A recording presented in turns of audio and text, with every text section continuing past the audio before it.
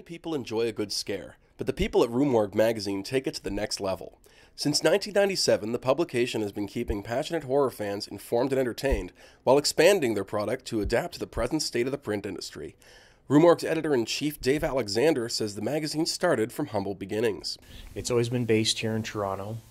First issue was a small black and white kind of a zine, and everything is built slowly and steadily from there.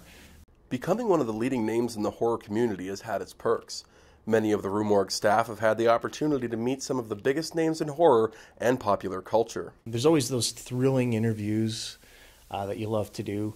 I remember interviewing Clive Barker and him actually talking about one of my reviews that he had read, and I realized what a fan he was, and it was just this really great feeling of validation, I guess, from a horror icon. You know, there's always a highlight working here. I probably would say Slash from Guns N' Roses. He came round, so we had a good chat with him. Probably personal highlight for me was working my first Festival of Fear and meeting Lance Henriksen.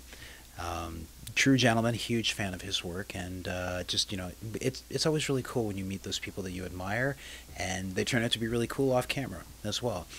Rue Morgue has had to change with the times to continue its success, creating a podcast and digital version of the magazine, as well as producing their own horror films. Their first film, The Last Will and Testament of Rosalind Lee, was directed by Rue Morgue founder Rodrigo Godino.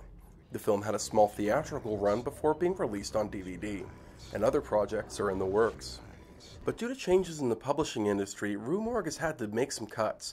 But even with the cutbacks, the staff of Rue Morgue are still able to host and sponsor events around Toronto, such as the Festival of Fear during the summer's Fan Expo.